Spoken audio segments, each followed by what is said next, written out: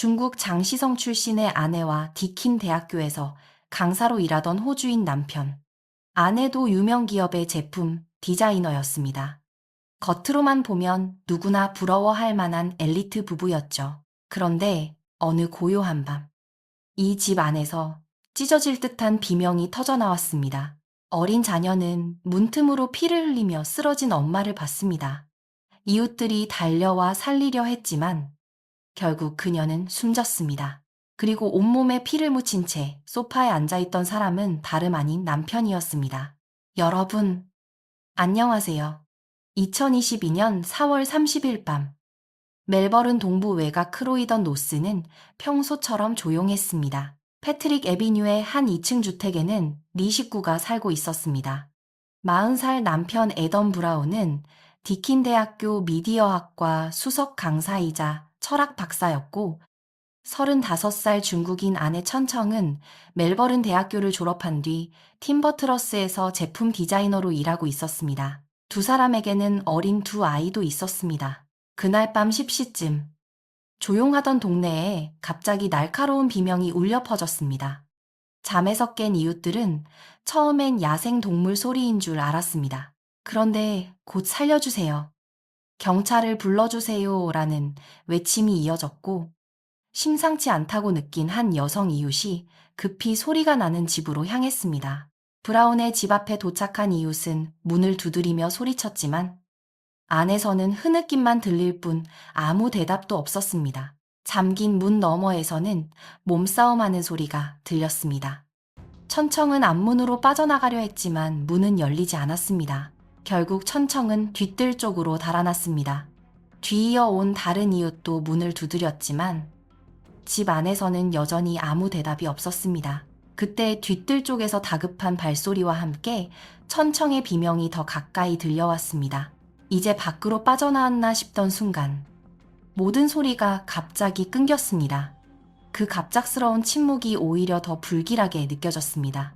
더는 기다릴 수 없었던 이웃이 문을 부수고 들어가자 피투성이가 된 천청이 바닥에 쓰러져 있었습니다. 천청의 숨은 이미 가빠져 있었습니다. 이웃들은 곧바로 구조를 요청했고 집 안에 있던 어린아이도 안전한 곳으로 옮겼습니다. 곧 도착한 구급대원들이 심폐소생술을 했지만 상처가 너무 깊었습니다. 천청은 결국 숨을 거뒀습니다. 천청은 현장에서 사망 판정을 받았고 남편 애덤 브라운은 살인 혐의로 체포됐습니다. 애덤은 정당방위 중 벌어진 사고라고 주장했습니다. 하지만 그날 밤을 들은 이웃들의 이야기는 전혀 달랐습니다. 천청이 살려달라고 외치며 도망치려 했던 흔적은 애덤의 정당방위 주장과 맞지 않았습니다. 잠긴 문은 밖에서 들어오는 도움을 막았고 평화롭던 동네는 순식간에 살인 현장으로 바뀌었습니다. 누가 봐도 행복해 보였던 가정에서 왜 이런 일이 벌어진 걸까요? 존경받던 대학 강사 애덤은 어쩌다 아내를 죽이게 된 걸까요? 왜 이런 일이 벌어졌는지 보려면 두 사람이 처음 만났던 때로 돌아가 봐야 합니다. 이야기는 1987년 중국 장시성 난창에서 태어난 천청의 어린 시절부터 시작됩니다. 공부를 잘했던 천청은 명문대학에 진학했고 졸업 뒤 더 넓은 세상을 경험하고 싶어 호주로 유학을 떠났습니다. 멜버른 대학교 대학원에 들어간 천청은 학업에 집중하면서 낯선 호주 생활에도 빠르게 적응했습니다. 활동적인 성격이었던 천청은 여러 행사에 참여했고 그 과정에서 1982년생 호주인 남성 애덤 브라운을 만나게 됩니다. 애덤은 박사학위를 받은 뒤 디킨 대학교에서 미디어학을 가르치고 있었습니다. 디지털 문화를 연구하던 그는 재치 있는 강의로 학생들에게 인기가 많았습니다. 수업 평가도 좋았고 대학 안에서도 평이 좋은 강사였습니다. 두 사람이 처음 마주친 곳은 한 학술 세미나였습니다. 멜버른 대학교 대표로 참석한 천청은 그날 발표자로 나온 애덤을 처음 봤습니다. 애덤의 말솜씨와 발표 내용은 천청에게 꽤 깊은 인상을 남겼습니다. 반대로 질의응답에서 또렷하게 질문하던 천청 역시 애덤의 눈에 들어왔습니다. 이후 이야기를 나눌수록 관심사도 비슷했고 서로 잘 통했습니다. 애덤이 먼저 적극적으로 다가갔고 두 사람은 멜버른 곳곳을 함께 다니며 빠르게 가까워졌습니다. 미술관에 가고 세미나에도 함께 참석하면서 연인이자 서로의 학문적 조언자가 됐습니다. 천청은 중국 음식과 문화를 소개했고 애덤에게 중국어도 가르쳐 줬습니다. 두 사람의 관계는 점점 깊어졌습니다. 그렇게 인연을 만난 끝에 2017년 두 사람은 천청의 고향 난창에서 전통 혼례를 올리고 부부가 됐습니다. 서툰 중국어를 쓰던 애덤은 처가 식구들 앞에서 천청에게 사랑을 맹세했습니다. 하객들은 두 사람을 축하했고 그날만큼은 누구보다 잘 어울리는 부부처럼 보였습니다. 호주로 돌아온 뒤 시작한 신혼생활도 처음에는 평온했습니다. 애덤은 대학에서 강의를 이어가며 논문을 발표했고 연구자로서 경력을 쌓았습니다. 천청도 팀버트러스에 입사해 제품 디자이너로 일했습니다. 그리고 얼마 지나지 않아 첫 아이가 태어났습니다. 이어 둘째까지 태어나면서 가족은 4명이 됐습니다. 주말이면 함께 공원에 나가 시간을 보내곤 했습니다. 애덤의 SNS에도 화목해 보이는 가족 사진이 자주 올라왔고 주변 사람들은 이 가정을 부러워했습니다. 겉으로는 부족할 게 없어 보였습니다.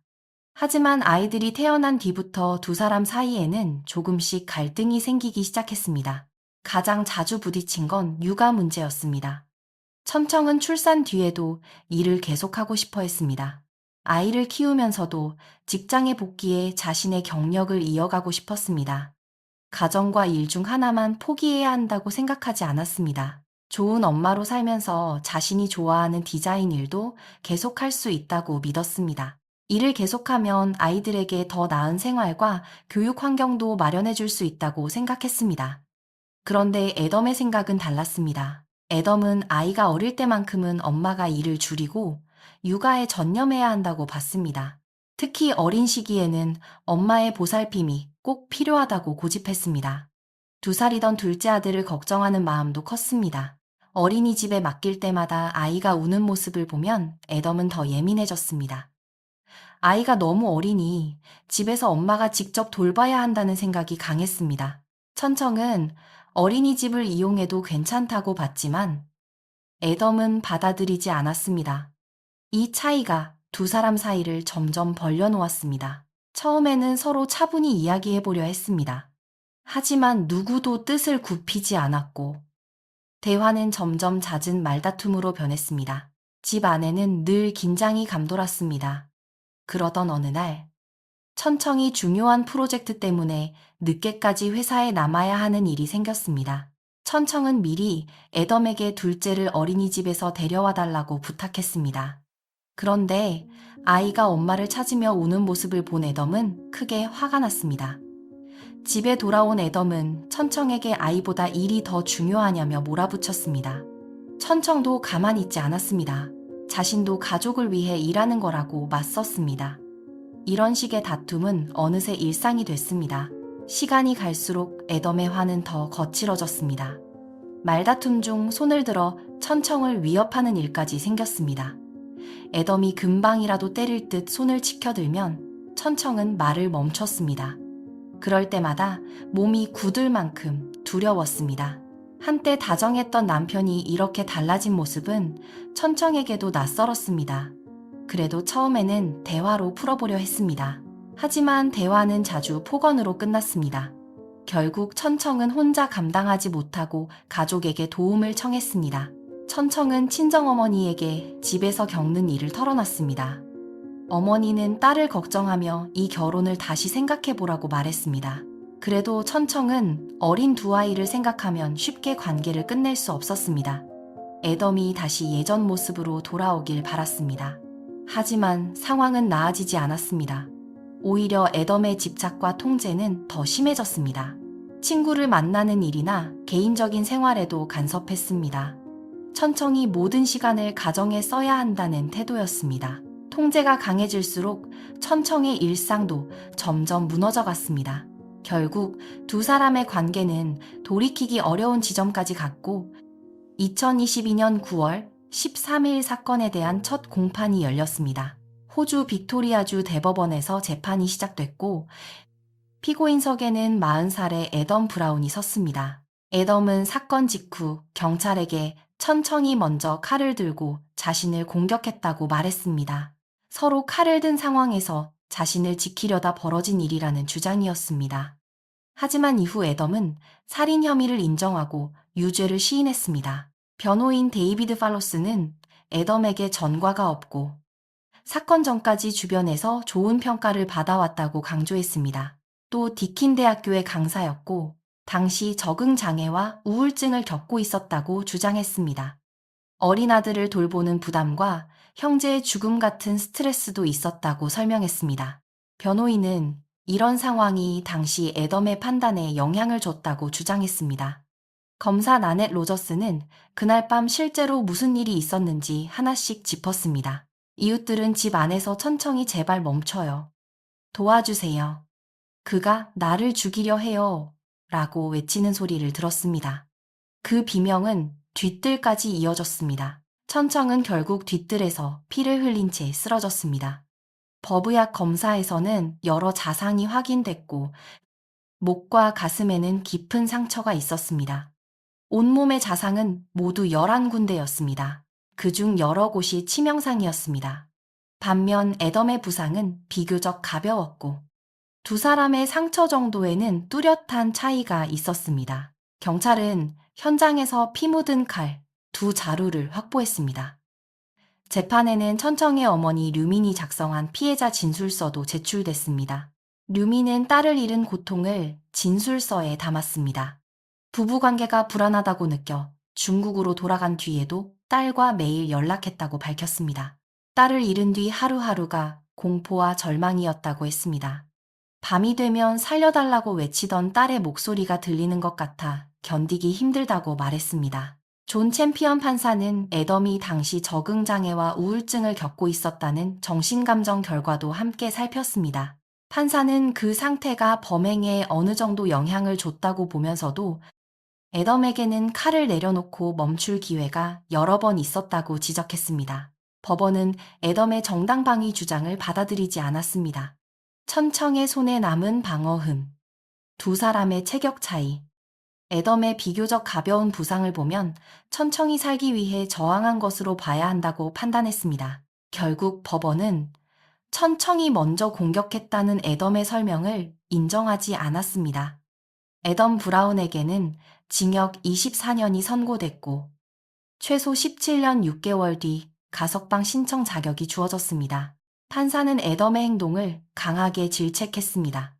천청의 목숨을 빼앗았을 뿐 아니라 두 아이에게서 어머니까지 빼앗았다고 지적했습니다. 두 아이에게도 평생 지우기 힘든 상처가 남았습니다. 판사는 애덤이 일찍 유죄를 인정하지 않았다면 형량은 더 무거웠을 것이라고 밝혔습니다. 유죄 인정이 없었다면 징역 29년을 선고했을 사건이라고 설명했습니다.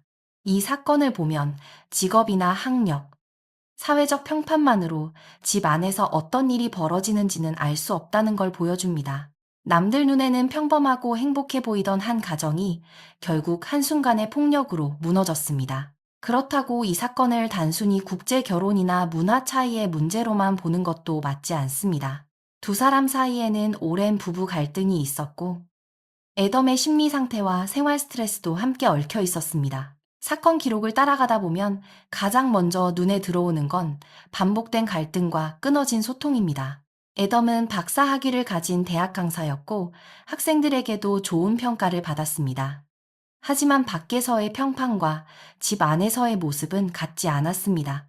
육아 문제가 생기면 자신의 생각을 강하게 밀어붙였고 천청에게 직장을 그만두고 아이를 직접 돌보라고 요구했습니다. 천청의 경력보다 자신의 육아 방식을 더 중요하게 여겼습니다. 아이가 어린이집에서 운다는 이유로 천청의 선택 자체를 문제 삼기도 했습니다. 처음엔 단순한 육아 의견 차이처럼 보였지만 시간이 갈수록 서로의 선택을 통제하려는 갈등으로 번졌습니다. 특히 밖에서 보이는 애덤과 집안에서 드러난 모습 사이에는 큰 차이가 있었습니다. 남들 앞에서는 아내를 아끼는 남편처럼 보였습니다. 2021년에는 아내를 향한 글을 올렸고 사건 2주 전에는 놀이공원 영상을 공유했으며 수업에서도 가족 이야기를 자주 했습니다. 하지만 사적인 기록에서는 천청을 깎아내리는 표현도 남겼습니다. 문화 차이를 이유로 천청을 낮춰보는 말도 했습니다. 겉으로 보이던 다정한 모습과는 분명 달랐습니다. 그렇게 갈등은 쌓여갔고 사건 당일 밤의 말다툼은 결국 폭력으로 번졌습니다. 관계 안에서 애덤의 통제도 점점 강해졌습니다. 처음에는 천청의 인간관계에 간섭했습니다. 고향 부모님과 영상통화를 자주 하는 것조차 못마땅해 했고, 이후에는 그녀의 직업과 선택까지 깎아내렸습니다. 천청의 복직을 반대했고, 갈등은 정서적인 압박과 위협으로 커졌습니다. 그리고 결국 살인으로 끝났습니다. 천청이 자신의 선택을 지키려 할수록 두 사람의 충돌은 더 거세졌습니다. 말로 시작된 갈등은 결국 되돌릴 수 없는 폭력으로 이어졌습니다. 대학에서 학생들을 가르치던 사람이라도 자신의 분노를 통제하지 못하면 폭력의 가해자가 될 수 있습니다. 법원 기록을 보면 범행은 부부의 말다툼이 격해지는 과정에서 벌어졌습니다. 계획된 범죄로 판단된 사건은 아니었습니다. 문제는 멈출 기회가 있었다는 겁니다. 이웃이 문을 두드리는 동안에도 공격을 이어갔고 사건 뒤에는 정당 방위였다고 주장했습니다. 그 순간 애덤은 분노를 멈추지 못했고 결국 공격을 계속했습니다. 그 결과 천청은 목숨을 잃었고 두 어린아이도 하루아침에 엄마를 잃었습니다. 법원은 애덤의 적응장애와 우울증이 범행에 영향을 줬다고 인정했습니다. 하지만 그렇다고 그 행동에 대한 책임까지 사라지는 건 아니었습니다. 두 사람의 결혼은 결국 돌이킬 수 없는 폭력으로 끝났습니다. 관계 안에서 반복되는 위협과 통제는 가볍게 넘겨선 안 되는 신호입니다. 준비한 사건은 여기까지입니다. 시청해주셔서 감사합니다. 다음 시간에 뵙겠습니다.